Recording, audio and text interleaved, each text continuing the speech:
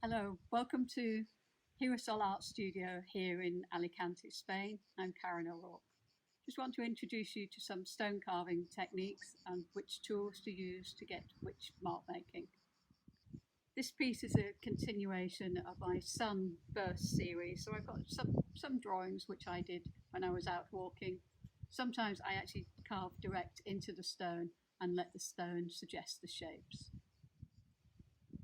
Initially, I will actually just use charcoal pencil and actually mark off the areas of interest, and just to give me some idea of where I'm going to start carving. I'm going to start with the point, and I always start, just keep the chisel really loose in your hand, hold it, and then you're ready to work so that it can actually move quite easily. So I'm just going to start to go along the line which I've marked.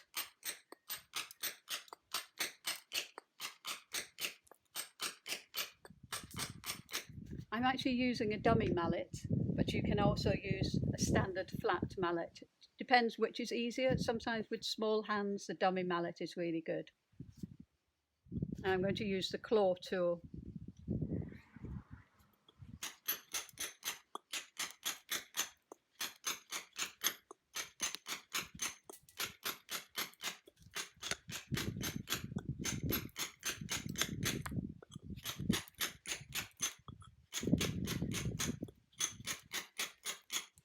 You can see the mark making is starting with the claw, which is very good when you're working on a curve or a flat surface.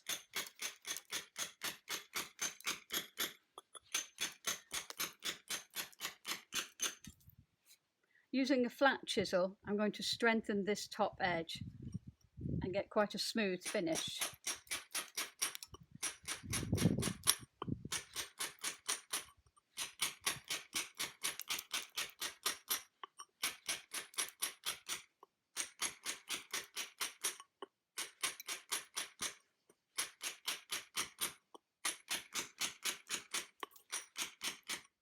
So I'm using the large flat again, and I'm actually starting with the chisel halfway on that final edge. I want to sharpen it.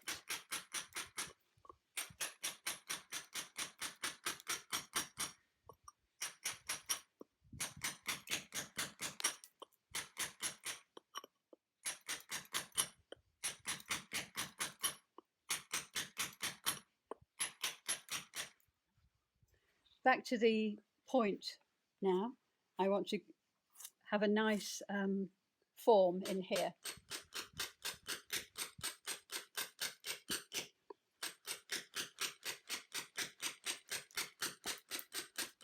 I'm actually gouging out the stone and giving some sense of texture.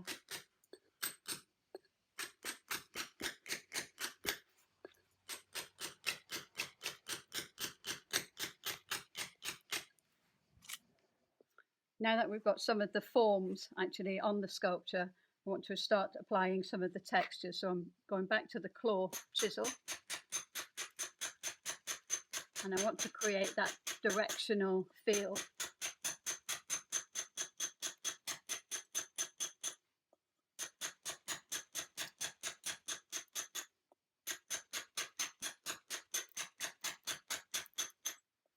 I want to sharpen this line so we get different levels. I'm going to use the flat chisel for that again.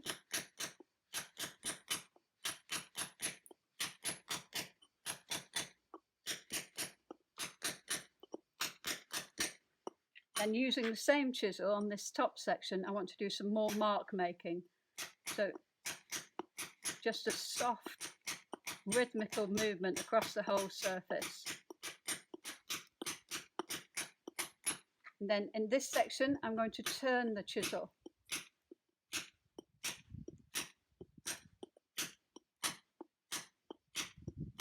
Gives you a nice cross-hatch finish, and the sun will come across those details beautifully through the day.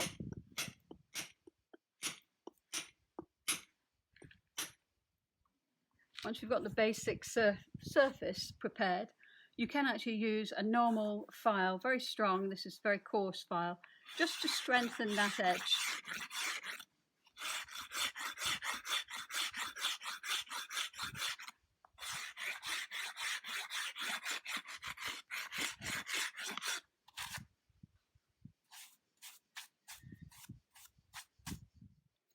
On this section now, after doing some more filing, I would actually use a range of carborundum stone, or actually English York stone, which is very, very hard.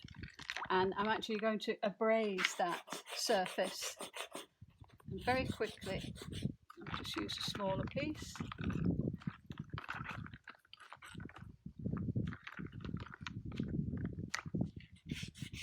Just using water on the area.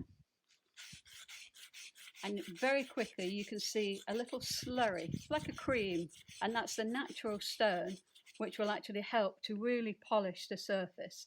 And you'll build up this cream, just add a little bit more water, and the stone slurry will actually sand and refine itself, and then you'll get a beautiful finish in that area where you want it, and that will contrast really, really nicely with the marks that you created with the other chisels.